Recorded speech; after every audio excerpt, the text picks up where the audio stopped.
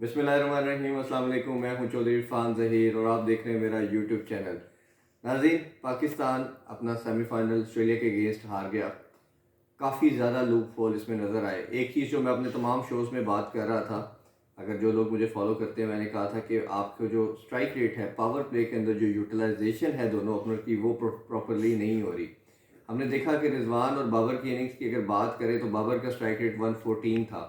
इसी तरह रिजवान ने बाद में एक्सलरेट किया, उसका 127 तक गया, जो कि बड़े मैच के लिहाज से बहुत ही कम स्ट्राइक रेट था।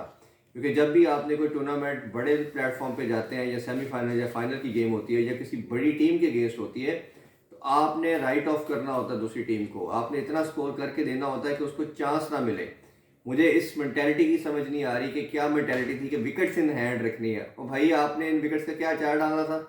आपने ये स्कोर नमीबिया स्कॉटलैंड के अगेंस्ट तो ठीक था, बट आपको मालूम था कि आपकी अपोजिशन स्ट्रॉन्ग है, उसकी बैटिंग कैसी है, तो आपने एक बड़ा टारगेट सेट करना था।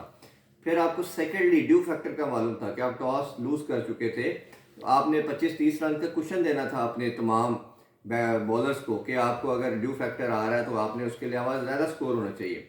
तो इसमें इधर जो बार स्कोर था वो मैक्सिमम 190 प्लस या 200 था, जो कि पूरी गेम के अंदर ना पावर प्ले में इंटेंट नजर आई, ना मिडिल ओवर के अंदर पर्टिकुलरली हमने देखा कि काफ़ी स्पिनर के अगेंस्ट कोई चांस नहीं लिया गया। उसने बहुत डेट किया।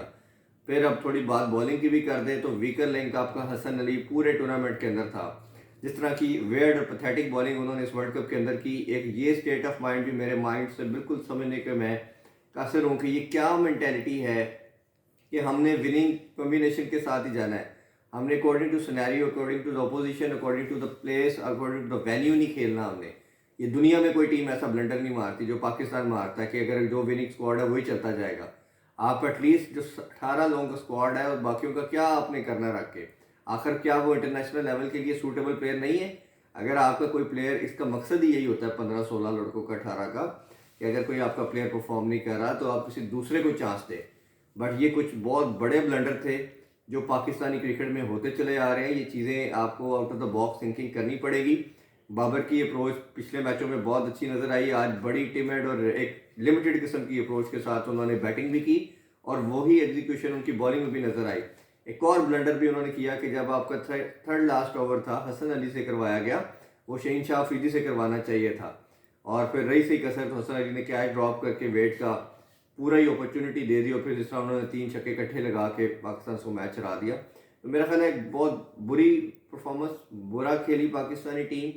हर शोबे में बुरा खेली, किसी एक शोबे में कहना गलत नहीं होगा, लेकिन सबसे बड़ा जो इसका ऑनस आता है, जहाँ हम हसन अली के सब बात कर रहे हैं, मेरा ख्याल है बाबर पे भी आता है कि बाबर को बैटिंग के अंदर उसको थोड़ा सा एक्सलरेट करना चाहिए था।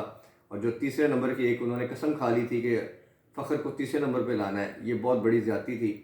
और आपने मेकशिफ्ट ओपनर बन के अपने जो रेगुलर ओपनर था उसको साइडलाइन किया, उसका रिजल्ट आपने बड़ी गेम में देख लिया।